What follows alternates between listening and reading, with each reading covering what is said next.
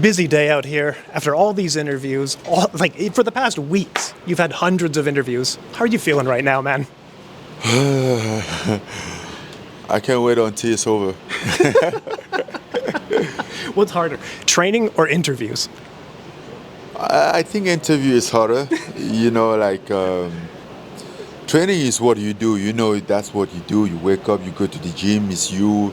You train, it's natural, you enjoy, you don't even think about it. Yeah. But the interview, the schedule, they remind you, and then you talk, brings you a topic that you don't understand what they say, asks you questions, sometimes good, sometimes dumb, but it's just part of it, and that's what. It's part of the game and it sucks, but I'll make it a little bit easy for you. I have a gift here for you, and then I want you to talk about it a little bit. But I know from growing up, one of your motivationals was Spiderman. Tell me about how Spiderman influenced your life when you were growing up. Who says that? I found it online. The Spider-Man? Yeah. No. Oh. I like Spider-Man. Well, here, I'll take this back, man. Not that I don't like Spider-Man, but not like he was a inspiration. No. I mean, I didn't know Spider-Man until I was a grown man. I didn't watch those movies.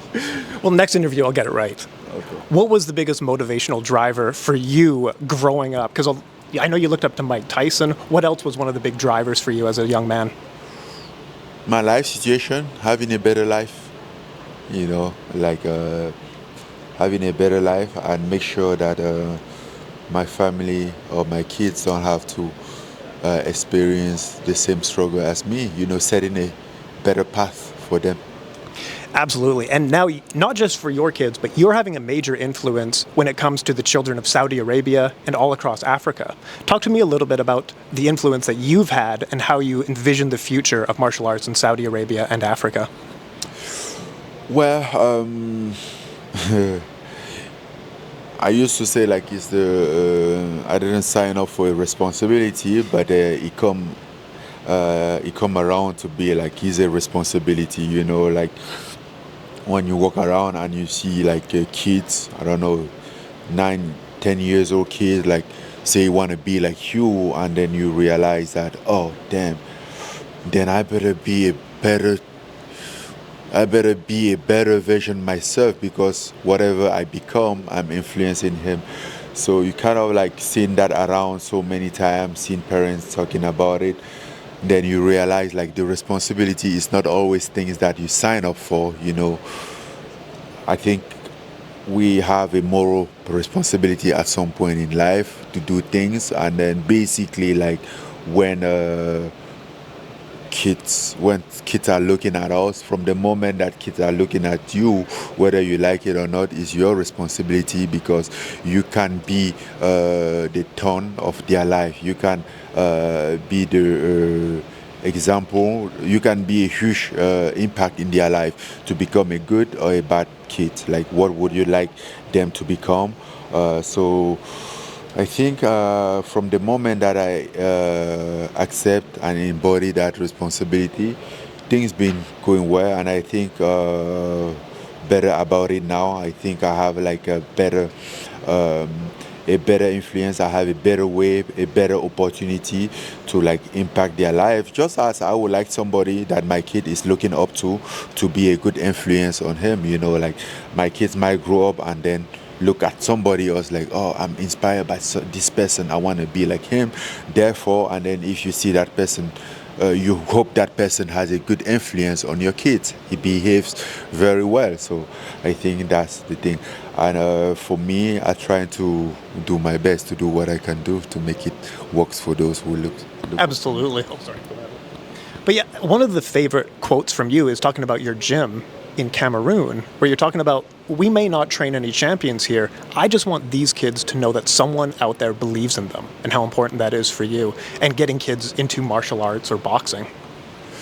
Yeah, it's not only I would say believe in them, but I usually don't say believe in them. I usually don't just say care for them, or also to understand that they matter, because yes, from the moment that maybe from the moment that they have that feeling, that understanding, Yeah, he's good if you believe in them, but if you don't believe in them, that will not stop them. I think everyone is a main component on his own development. Everything that we can do from outside is like to contribute, but he's the main component. But from outside, you guys can bring everything that you want. If he's not recepting inside, then he's useless. But if he's inside him, he's like, okay, I'm this, I'm doing it. Whatever you come from it with it from the outside won't stop it. So it's just to help him find himself. And I think that's why I say, like, the goal of the foundation is to help them to develop themselves. It's a personal development. We just help them to develop themselves. Doesn't matter what they want to become in their life, whether it's like being a journalist, a fighter, a lawyer, an accountant, a doctor, architect, whatever it is. As long as he believes in himself, he's most likely to become what he believes he's going to be. And that's all what we need. I love that. That's great. And I want to ask you as well, one thing that a lot of men our age struggle with is taking care of their own mental health. Now, you've gone through some things in your life, so what do you do to take care of your mental health, whether it be depression, anxiety, or whatever?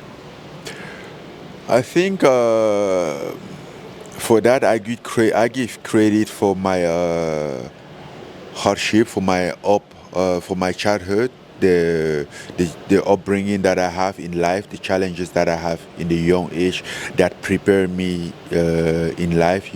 I think because like very soon in life, I understand that I was on my own and I had to do everything on my own.